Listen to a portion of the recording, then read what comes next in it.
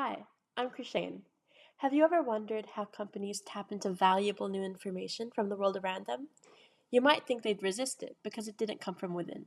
But actually, many businesses eagerly learn from external insights, fully grasping and then applying them to boost their own success. This relates to the concept of absorptive capacity. Let's explore what it means and how it can transform a company.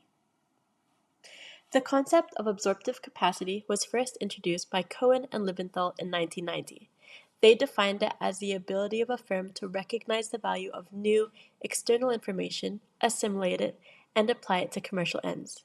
This capability is largely dependent on the firm's existing knowledge base and is vital for effective decision making, particularly in resource allocation for innovation. Absorptive capacity exists on a scale, and firms should aim to achieve a high level of it.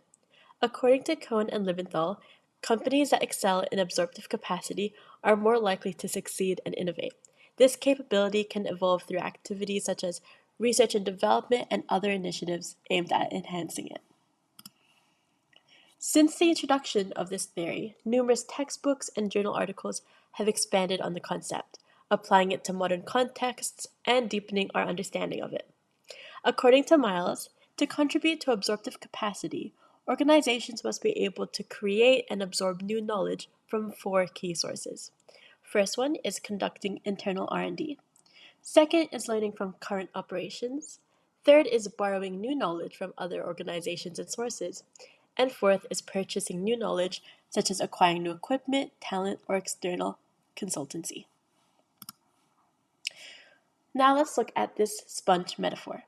To visualize this concept, imagine a sponge. Just as a sponge absorbs water, a business absorbs new external information. However, once a sponge is fully saturated, it can't take in any more liquid. Similarly, a business reaches its absorptive capacity when it can no longer recognize, assimilate, and apply new information effectively. Types of companies. Let's think of sponges as a type of company. A firm with employees who are complacent and resistant to new ideas represents a dry, brittle sponge that struggles to absorb water, resulting in low absorptive capacity. In contrast, a company that nurtures its employees and values external insights is like a high-quality sponge that readily absorbs water, indicating a high level of absorptive capacity. There is a need for a high level of absorptive capacity across all industries and all company sizes. However, different companies may exhibit varying levels of absorptive capacity, depending on their size, business model, company culture, and industry circumstances. But it's important to note that absorptive capacity can fluctuate as the business environment evolves. For small and medium-sized enterprises, pursuing organizational success while aiming for a high level of absorptive capacity comes with unique challenges and opportunities.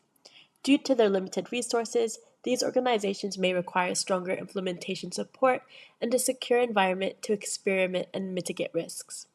Despite these challenges, SMEs often exhibit a strong willingness to learn from their environment and establish themselves. In contrast, larger companies may face difficulties such as complacency, but tend to have more resources to allocate to activities that contribute to absorptive capacity. So does management play a role in absorptive capacity? Absolutely, yes. By promoting a culture of learning and openness to new ideas, management can facilitate the recognition, assimilation, and application of new information to reach commercial ends. Let's look at absorptive capacity in action.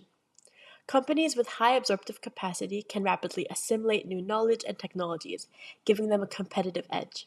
These firms are often more innovative because they constantly expose themselves to new ideas. A successful example is Google. Google exemplifies a company with a high level of absorptive capacity. By committing to open innovation and incorporating activities that enhance their absorptive capacity, Google continues to thrive and innovate in the society we operate in. An unsuccessful example, however, is Kodak. They were complacent with its dominant position in the film photography market and failed to adapt to technological changes. This complacency led to inertia, preventing the company from recognizing and acting on the need to innovate and diversify its offerings. In conclusion, understanding and leveraging absorptive capacity is essential for any organization aiming to stay competitive and innovative. By recognizing the value of new information, assimilating it, and applying it effectively, companies can enhance their ability to innovate and succeed.